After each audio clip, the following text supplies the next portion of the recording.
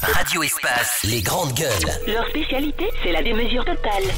Tant qu'ils ne changeront pas, nous ne changerons pas non plus. Les grandes gueules, à suivre tous les jours sur la radio d'opinion. Radio Espace. Nouveau bloc politique de l'opposition guinéenne. Oui, tout porte à le croire. Les réflexions semblent avoir commencé dans ce sens. Une réunion qui a mobilisé plusieurs leaders de partis d'opposition vient de se tenir donc à cet effet à Conakry. De quoi a-t-il été question au cours de cette réunion? Qu'est-ce qui est en préparation? Nous essayons de comprendre ce matin à travers le porte-parole de PEDN, responsable de communication évidemment, Fabia Bruno, que nous allons joindre dans cette émission. C'est toujours l'indignation au sein de l'opinion publique guinéenne suite aux déclarations jugées graves de l'ambassadeur de Russie en Guinée. C'est également la réprobation donc au sein de la classe politique guinéenne. Au cours d'une récente réunion, la frange de l'opposition réunie autour de la cellule d'Alain Diallo a condamné avec la dernière énergie cette sortie du diplomate russe avant d'annoncer qu'elle demandera des explications à Kremlin. Et qu'en pense justement le parti panafricain de Guinée, PAG? Nous allons joindre son président ce matin, M. Mansour Kaba, qui nous allons joindre du côté de Paris. Et cette question, qu'en est-il du dégel du salaire des enseignants ayant observé le mot d'ordre de grève du SLEG moins d'une semaine après la signature du protocole d'accord avec le gouvernement? L'impatience et le doute, il le dit Titi, commence à gagner les esprits dans les rangs de ces enseignants. Y a-t-il un quelconque blocage à ce sujet? Monsieur Oumar Tounkara, direct Grande Gueule, secrétaire général adjoint du SLEG, vous allez l'entendre ce matin chez les Grandes Gueules. Allez, quelques réactions des auditeurs. Le temps pour notre réalisateur évidemment de joindre Fodessani Kouyaté de la Blogui. Nous allons lire quelques messages avec les auditeurs. Beaucoup de réactions ce matin avec quelques auditeurs évidemment sur la page Twitter, sur le hashtag Espace GG avec entre autres qui réagit, qui nous envoie ce message. Le temps que ça s'ouvre, mon cher Mamoudou Condé. Voilà, on va y aller avec ce message. Bonjour les grandes gueules. C'est Alpha Oumar Barry qui nous écrit: tout président, que ce soit de la République ou d'une institution, a le droit de promettre, mais des promesses qu'il sait lui-même pourra les exécuter. Des promesses à l'encontre, pièce où on n'en veut pas. C'est un auditeur évidemment qui nous envoie ce message sur le hashtag Espace GG. Toujours, voilà, avec tout autre, Sali Bilalusso, à travers le projet l'AID, Ablogui a répertorié, il le dit, des promesses issues du programme de société 2015, de la déclaration de politique du général du PM, 358 promesses du FAMA et 18 pour le PM. Toutes les promesses réalisées ou pas sont évidemment disponibles, donc il donne le lien. Merci beaucoup. Sinon on a Alceni Fadiga qui nous écoute du côté de l'Angleterre, qui réagit. Heureusement que hashtag, qu'est-ce qu'il dit? Voilà, se démerde comme un petit diable pour permettre aux étudiants d'avoir s'inséré. Voilà, Tamba, félicitations. Merci beaucoup. On reste avec cet autre Alceni Fadiga toujours. Moi je pense qu'on a énormément fait promettre le président jusqu'à le passer de papa promesse. Aboubakar Diallo, hashtag Espace GG. On a Amakoranti aussi, Amadou Touré qui réagit. Ce matin, refait les usines de promesses présidentielles. Le talent d'Archil du régime Condé en Guinée, inadéquation donc entre volonté politique et incapacité des départements concernés à réaliser les promesses. C'est Amadou Touré qui réagit ce matin. On va rester avec toujours ces auditeurs très nombreux à réagir avec Fodé Baldé du côté de l'UFR. Oui, qui réagit ce matin. Bonjour les GG. Les promesses non tenues désacralisent, il le dit, la fonction du chef de l'État. Dans les sociétés d'oralité comme la nôtre, la parole est sacrée et surtout lorsqu'elle provient de la plus haute autorité du pays. Le manque de crédibilité est criard. On se moque de nous-mêmes. À quoi sert de tenir les promesses successives sans suite? Il pose cette question ce matin, si ce n'est que dégager une mauvaise image de notre pays au-delà des frontières. Pour ironiser, je fais promesse à un ami en inbox et ce dernier m'a interpellé qu'il espère que le virus promesse condéiste ne m'a pas atteint. Voilà, c'est notre ministre de l'Industrie, ministre d'État, Monsieur Thibou Camara, bonjour. Bonjour. Bienvenue sur Radio Espace dans les GG. Merci de répondre à nos questions, Monsieur le ministre de l'Industrie. Alors, beaucoup de promesses du président Alpha Condé, notamment dans le secteur de l'industrie. Usine de ceci, usine de cela. Nous parlons ce matin du cas de l'usine de montage de tracteurs et de bus annoncé à Sanoya Industrie, donc projet porté par un investisseur sénégalais. Qu'en est-il de la réalisation de ce projet et à quoi est dû donc le blocage? Parce que des travaux ont été confiés à des entreprises, mais tout semble indiquer que ça n'avance pas et les choses donc traînent. D'abord, il n'y a pas de blocage. Et l'entrepreneur sénégalais auquel vous faites allusion, il s'agit de M. Abdraman Ndiaye. Pour ceux qui vont souvent à Dakar comme vous devez savoir que M. Abdraman Ndiaye fait partie des premiers employeurs après l'État du Sénégal. Au Sénégal, il a beaucoup d'affaires, aussi bien en Mauritanie, au Sénégal, en Côte d'Ivoire, au Mali et partout ailleurs. Donc il s'agit d'un homme sérieux qui a une réputation dans les affaires, qui n'est pas établi. Vous pouvez mener vos enquêtes pour rendre compte de la fiabilité de ce que je viens de vous dire. Mais Moussa Moïse a donné en partie l'explication liée à ce qui pourrait être considéré comme un retard par vous, mais qui en réalité fait partie de la phase normale de l'évolution d'un projet, parce qu'il y a un montage à faire, parce que ce projet n'est pas seulement l'affaire de M. Abdraman Ndiaye. Il travaille avec le secteur bancaire, parce que c'est une expérience qu'il a déjà faite au Sénégal et qui marche parfaitement bien, qu'il veut reproduire dans notre pays. Donc il y a beaucoup d'intervenants dans le projet, de manière à en assurer la continuité dans le temps, parce que vous venez de le dire, avec Loguna, une usine a été faite, mais aujourd'hui, quel est le sort de l'usine? Parce que justement, il y a eu un certain nombre de facteurs qui n'ont pas été pris en compte, notamment les débouchés, notamment les opportunités de marché, et donc ce sont ces précautions que l'entrepreneur est en train de prendre en amont pour que non seulement l'usine soit réalisée, mais lorsqu'elle commence à fonctionner, qu'elle ne s'arrête plus. C'est pourquoi aujourd'hui il faut s'assurer d'abord d'un minimum de commandes de la part des transporteurs qui à leur tour sont supportés par le secteur bancaire. Et il y a aussi des conventions à finaliser avec l'État qui sont en cours dans le cadre du Code des investissements et de l'incitation de l'investissement privé. Bien, pour vous entendre ce matin, c'est comme s'il n'y a pas eu d'étude de faisabilité en amont. Non, il y a eu l'étude de faisabilité. C'est ce qui, comme je vous dis, n'est pas sa première expérience. Ce qu'il veut faire en Guinée, il l'a déjà fait au Sénégal depuis un certain nombre d'années. Oui, ça c'est un cas, on va pas... Je comprends tout ça, monsieur le ministre. J'ai toujours dit que j'aime pas le débat de personnes dans cette émission. Ce qu'on a envie de comprendre, vous êtes très proche du président. Comment c'est possible ces erreurs, si on peut se permettre de dire ainsi, qu'on fasse mentir au président, tout le monde le sait, il y a des sorties incroyables. Mais si, si vous voulez que j'aille jusqu'au bout, ça vous aidera à mieux comprendre la question. Après, si vous voulez, vous pouvez poser une question d'autre plus générale. Mais vous m'avez appelé sur une question précise, oui. Qui est celle de l'usine de montage. Justement, il n'y a pas que cette usine, monsieur le ministre. Il n'y a pas que cette usine, Tibou Camara. Il n'y a pas que cette usine. Beaucoup de promesses ont été faites. Malheureusement, quand on regarde aujourd'hui, il y a des statistiques quand même avec Ablogui. Comment est-ce possible aujourd'hui, Tibou Camara, vous qui êtes un fin connaisseur de la politique guinéenne? Je ne peux pas répondre à la question qui concerne les engagements du président liés à un certain nombre de choses. Mais je voudrais d'abord, si vous permettez, pour vos auditeurs, parce que vous avez évoqué ce sujet depuis ce matin, faire un éclairage sur ce sujet spécifique et après, je suis ouvert comme d'habitude à répondre à l'ensemble des questions. Donc, cet entrepreneur sénégalais, encore, qui est un homme de bonne réputation dans les affaires, qui a fait ses preuves ailleurs, et comme je l'ai dit, l'expérience qu'il veut faire en Guinée n'est pas inédite, il l'a faite et réussi au Sénégal, et aujourd'hui, le projet suit son cours normal.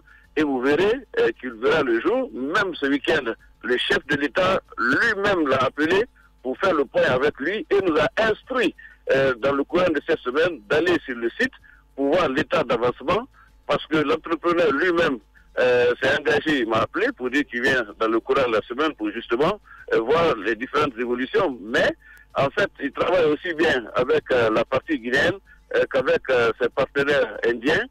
Qui aussi, vous savez, dans le domaine des tracteurs et des bus, n'ont pas de réputation à établir. Donc moi, je pense que Moussa Moïse, comme je l'ai dit, a donné une partie de l'explication. Et aujourd'hui, nous voulons des usines dans le pays, mais des usines dans la continuité et dans le temps. Maintenant, s'agissant des engagements que le président prend, comme vous le savez, ce ne sont certainement pas des engagements par hasard. Il le fait en tenant compte de ce qui est prévu de faire pour l'État.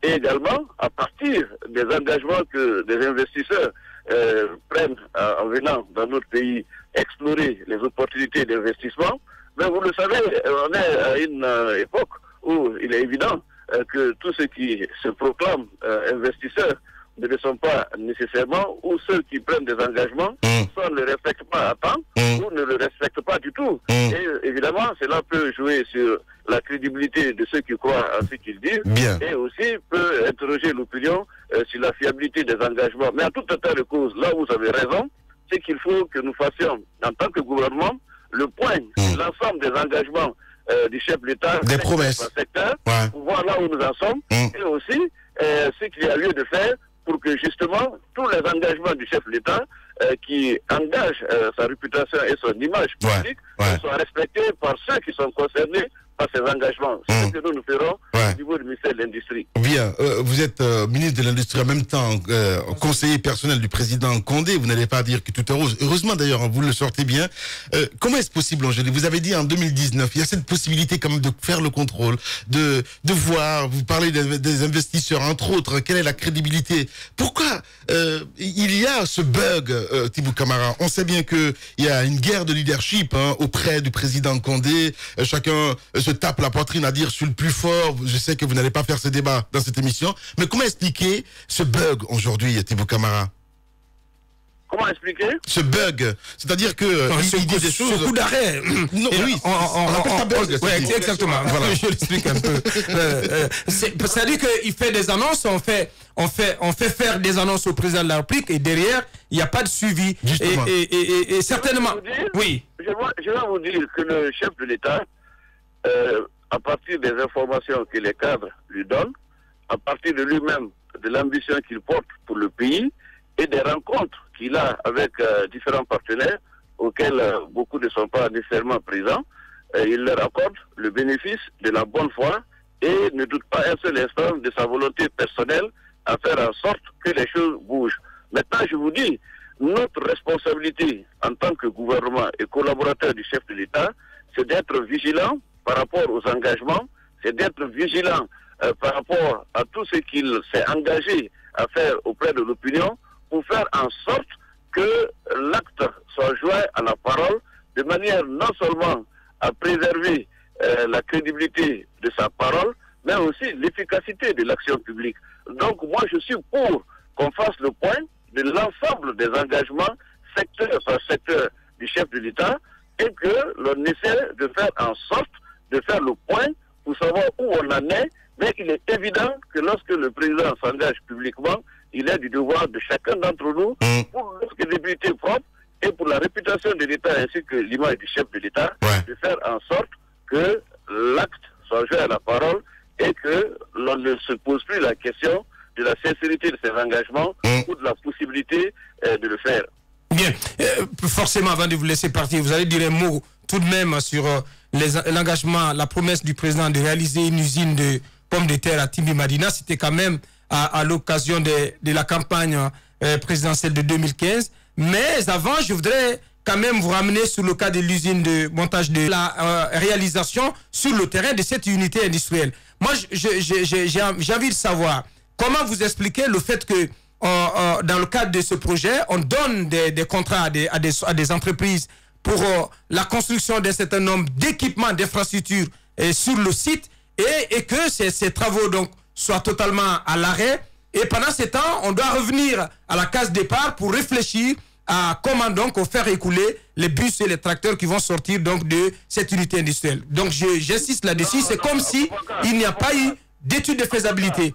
C'est pourquoi le gouvernement a entrepris, depuis quelque temps, de demander à tous les ministres de communiquer, parce que le sentiment que vous avez que les engagements ne sont pas tenus procède de deux choses.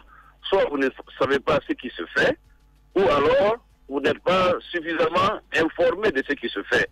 Je vous dis, moi je n'invente rien. Vous avez la possibilité, d'ailleurs à notre époque, il est difficile de mentir et d'inventer. Allez sur n'importe quel site, vous tapez, vous verrez qui est Abdraman Ndiaye. Ce n'est pas un ami en tant que tel.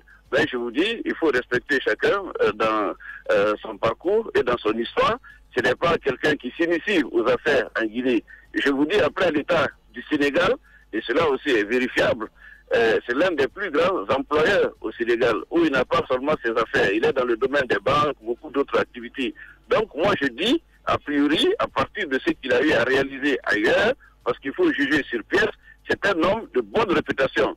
Maintenant, cela lui accorde un préjugé favorable, mais ça ne lui donne pas un blanc-seing, parce que comme vous dites, c'est seulement après l'aboutissement de ce qu'il a entrepris comme activité qu'on pourra juger de son sérieux, en tout cas dans le contexte de notre pays. Et cette étude dont vous parlez, nous avons été conviés à la primature autour du Premier ministre, parce que ce projet n'a pas démarré maintenant. Il a fait une communication aussi bien sur les études de marché, parce que quand même ce n'est pas un néophyte dans les affaires, que sur les opportunités d'affaires dans notre pays. Et vous savez, on ne peut pas se présenter devant une banque quand vous n'avez pas un business plan, lorsque votre projet n'est pas bancable. Bien. Parce que ce projet il fait beaucoup d'acrobatie, Titi. Bancable, à partir de toutes les études auxquelles vous faites allusion. Ce sont des questions qu'il faut régler avant de s'engager, monsieur le ministre. Il faut avoir son business plan, il faut avoir déjà bouclé son montage financier.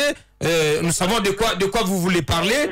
Il faut d'abord s'assurer que vous avez bouclé le financement en termes donc de montage et que vous avez l'assurance de l'accompagnement de telle ou telle banque sur le projet avant de prendre un engagement au niveau le plus élevé.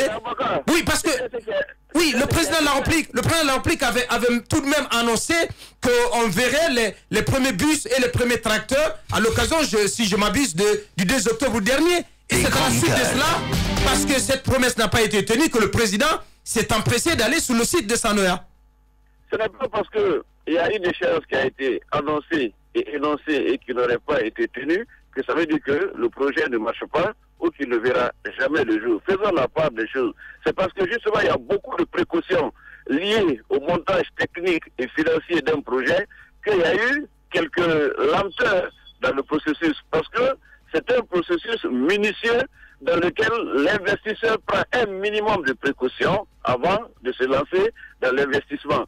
La phase préliminaire est achevée, je peux vous le dire aujourd'hui. Maintenant, comme je vous dis, le montage tel qu'il a été fait, c'est entre l'État, le partenaire et le système financier. Et il y a un certain nombre d'actes à accomplir dans le cadre des conventions qui ont été conclues entre les différentes parties. Bien. Mais ce qui est intéressant à dire, c'est que tout ce qui concerne l'État a été fait, comme vous l'avez indiqué dans le courant de l'émission. Et je vous ai dit, le week-end dernier, il y a de cela donc moins de 112 heures, le chef de l'État a interpellé l'entrepreneur, parce que vous savez, il a la réputation d'être un homme pressé, pour lui demander d'aller plus vite que maintenant. Et moi-même, j'ai été instruit par le président dans le courant de cette semaine de lui faire un point détail de la situation avant que l'investisseur n'arrive dans le courant de cette semaine pour justement voir comment booster davantage les choses. Mais ce n'est pas à l'arrêt, ce n'est pas bloqué et vous verrez pour une fois que votre doute n'aura pas été justifié parce qu'il y a quand même des hommes sérieux dans ce pays et qui ne peuvent pas s'engager sur ce qu'ils ne peuvent pas faire. Et je vous le dis, c'est au ministre, aux collaborateurs du chef d'État de démentir l'information que les engagements qu'il prend ne sont pas respectés. Et la crédibilité du gouvernement également en dépend. Moi, ce que je peux vous assurer, de toutes les façons, un chef d'État oriente, impulse et coordonne des activités au sein d'un gouvernement. Donc, le chef d'État, lorsqu'il s'avance sur un dossier, ça veut dire qu'il en a eu les détails à travers ses collaborateurs ou ses partenaires. Donc, il ne faut pas lui jeter la pierre avant d'entrer dans le détail. Et de toute façon, Mme Mariam Seguipa concernant l'usine de pommes de terre, ainsi que les autres ministres vont passer devant vous et ce sera l'occasion de poser des questions parce que moi je vais vous dire, dans le secteur de l'agriculture, il y a un certain nombre d'initiatives qui ont été prises et d'unités même qui ont déjà été importées et qui vont être mises en place bientôt. Je le sais parce que je le suis, parce que l'industrie est un ministère très voisin, pour ne pas dire contigu au ministère de l'Agriculture, parce que qui parle de production parle de transformation. Vous verrez dans les prochains jours que dans certains cas, peut-être vous avez raison parce qu'il y a du retard, mais dans beaucoup de cas, vous vous trompez parce que vous n'avez pas la bonne information concernant l'évolution d'un certain nombre de choses au niveau du gouvernement et de l'État. Bien, Thibou Camara, en direct ce matin. En direction des médias dont ne doutons pas de la bonne foi, et nous saluons l'esprit critique, mais c'est à nous de vous donner la matière, c'est à nous de vous donner l'information pour que vous soyez à un niveau qui vous permette d'avoir un jugement plus pertinent et plus proche de la réalité. Ouais, même si nous ne sommes pas convaincus ce matin. Radio Espace, les grandes gueules. Leur spécialité, c'est la démesure totale. Tant qu'ils ne changeront pas, nous ne changerons pas non plus. Les grandes gueules, à suivre tous les jours sur la radio d'opinion. Radio Espace. Vient dans 10 minutes. Véritable success story de la radio Espace Guinée, les grandes gueules, détentrices des meilleurs scores radio en Guinée, de la meilleure émission talk show, a donné le créneau horaire du départ au bureau et du retour à la maison, récoltant depuis des années consécutives le titre d'émission la plus écoutée en Guinée, toutes catégories confondues. Un grand total de plus de 5 millions d'auditeurs ont été fidèles au talk show Les GG, diffusé jour après jour sur toutes les stations du réseau Adafo Média de 9h à 10h30, un exploit qui restera longtemps dans les annales de la bande FM en Guinée.